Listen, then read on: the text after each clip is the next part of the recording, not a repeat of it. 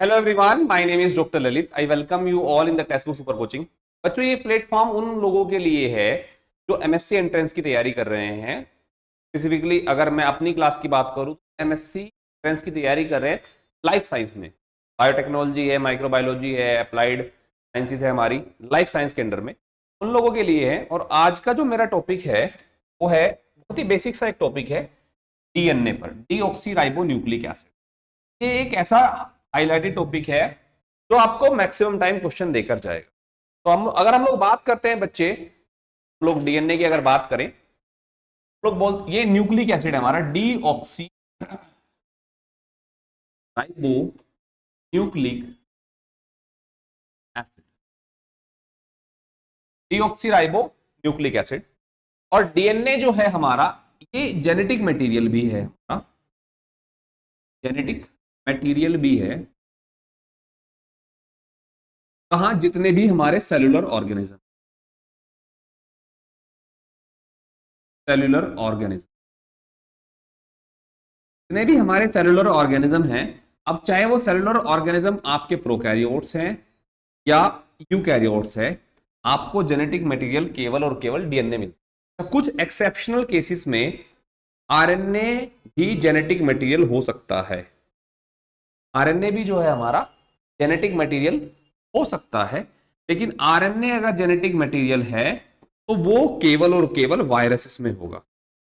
हालांकि इसका मतलब ये नहीं है कि वायरसेस में आपका जेनेटिक मटेरियल डीएनए नहीं होगा।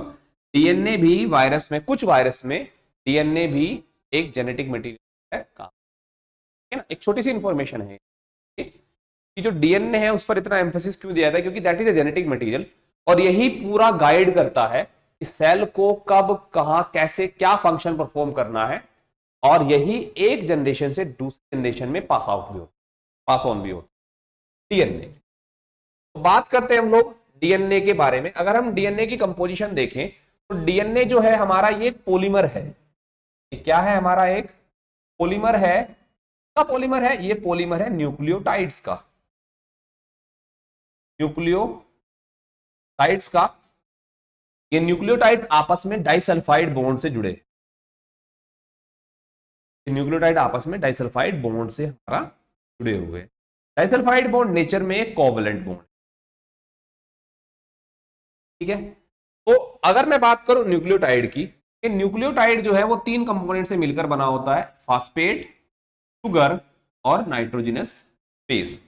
शुगर की, अगर हम नाइट्रोजनस बेस की बात करें तो डीएनए में हमें दो मेन टाइप के नाइट्रोजनस बेस मिलते हैं, एक जिसको हम बोलते हैं प्यूरीन और एक जिसको हम बोलते हैं पायरामिडीन।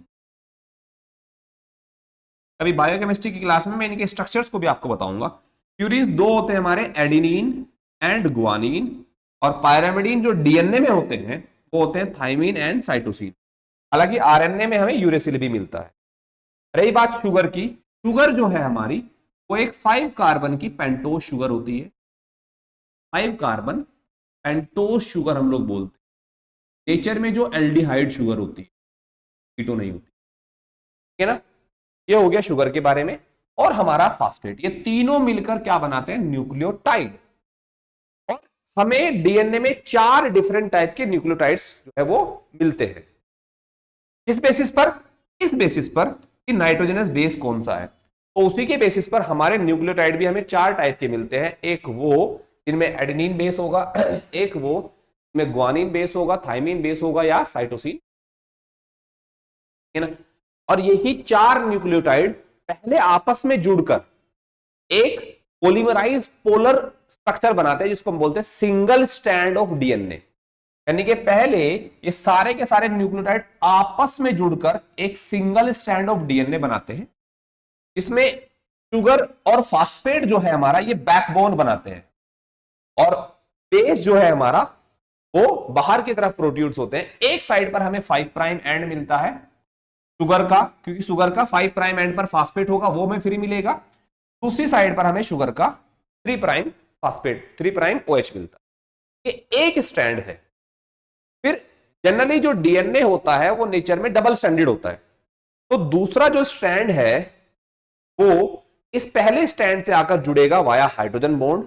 लेकिन जब हाइड्रोजन बॉन्ड जुड़ेगा तो वो हमारा कुछ पर्टिकुलर प्रॉपर्टीज को फॉलो करेगा।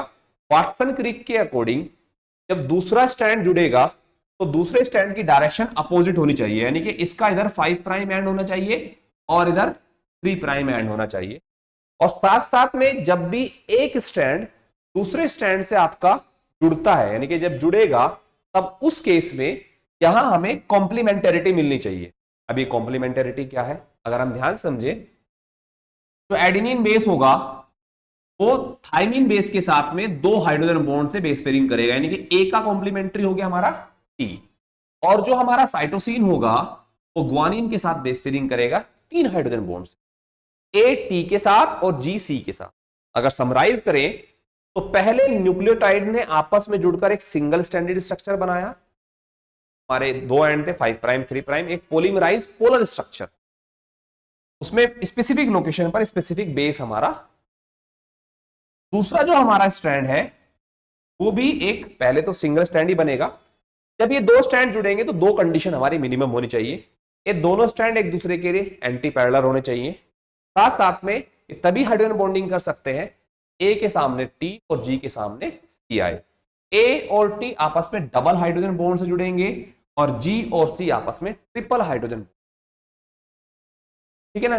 जनरली ये स्ट्रक्चर ऐसे लीनियर फैशन में नहीं मिलता, ये एक हेलिकल स्ट्रक्चर हमें मिलता है, ठीक है ना। तो हम लोग वाटसन क्रिक मॉडल के हिसाब से स्टडी करते हैं क्योंकि डबल हेलिकल स्ट्रक्चर, ठीक है ना, डबल हेलिकल स्ट्रक्चर।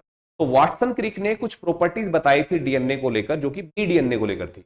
मैंने एक नाम यूज किया B DNA, it is a form most common type of form of DNA. बाकी अलग अलग फॉर्म भी होती है, ए फॉर्म होती है हमारी, जेड फॉर्म होती है, बहुत सारी फॉर्म्स भी हमारी होती है ना, तो उनको भी जानेंगे। पहले ये हमने समझ लिया तरीके से हमें डबल स्टैंडर्ड डीएनए मिलता है। एक बात ध्यान रखना कि मैंने क्या बोला आप लोगों को कि जब डीएनए बनेगा हमारा तो कैसे बनेगा, पहले एक स्ट्रैंड बनेगा हमारा, ये एक न्यूक्लियोटाइड 3 चीजों से मिलकर बना है, फास्फेट, कर एंड बेस।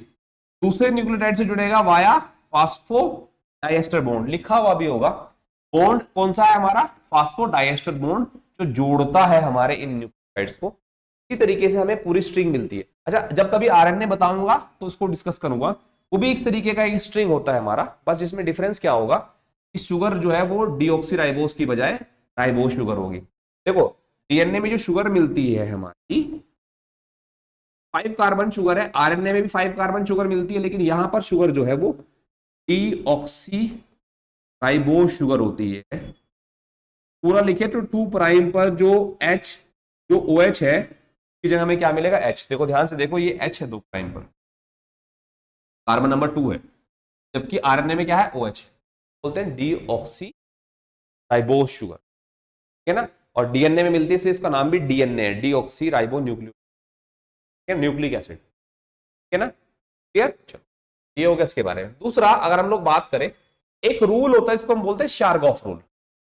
शारगॉफ रूल हमें कुछ स्टेटमेंट बताता है, ये कहता है कि अगर एक proper Watson Crick double standard DNA है हमारा तो उस केस में वो इस रूल को फॉलो करेगा। इस रूल के हिसाब से एक डबल स्टैंडर्ड डीएनए में जितना एडेनिन है उतना ही परसेंटेज थाइमिन होगा, और जितना साइटोसिन है उतना ही परसेंटेज हमारा ग्वानिन होगा।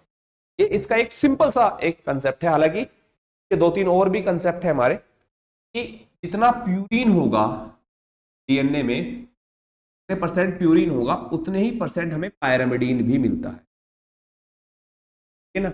और हमें पता है प्यूरिन कौन कौन से, ए एंड जी, जितना ये दोनों का रेशियो होगा उतना ही हमारा E and C, sorry E and, ठीक है ना। हालांकि इसको अलग तरीके से भी हम लोग देख सकते हैं, हम ऐसा जो है बोल सकते हैं कि A plus G will be equal to T plus C overall, ठीक है ना, पर हम इसका उल्टा नहीं जोड़ सकते। अब कभी कभी इस तरह के क्वेश्चंस आते हैं डबल स्टैंडर्ड डीएनए में, मान लो उसने हमें दे दिया कि एक डीएनए में थाइमिन 20% है, ठीक है ना, बाकी बताओ कितने परसेंट, रूल को फॉलो करके हम लोग निकाल सकते हैं। तो उसने क्वेश्चन में दिया हमें थाइमिन 20% है, तो बताओ ए कितना परसेंट है, ठीक है ना, जी कितना परसेंट है और सी कितना परसेंट, आसान है निकालना। कि हमें पता है इस रूल के हिसाब से जितना थायमीन है उतना ही एडेनिन होगा परसेंटेज में। थायमीन अगर 20 है तो एडेनिन भी हमारा 20% होगा। ये दोनों मिलाकर हो गए हमारे 40%। बाकी बचा हमारा 60%, क्योंकि 100% में निकालेंगे। 60% अगर जी और सी है तो 30% इसमें क्या हो गया, हमारा जी हो गया, और 30% हमारा सी हो गया। आप इस तरीके से आंसर को सॉल्व कर सकते हैं। देखो बहुत ही आसान आसान से कंसेप्ट हमारे आते हैं मीडियन, जैसे डीएनए को लेकर या बाकी सब चीज, तो हम लोगों को उनके तरीके से। अब अगले वीक से आप लोगों की रेगुलर क्लास होगी, है ना। तब रेगुलर एक फिक्स टाइम पर आपकी लाइफ साइंस की क्लास चलेगी फॉर एमएस। आप इसका ध्यान रखिएगा। इसके अलावा अगर हम लोग बात करते हैं आगे,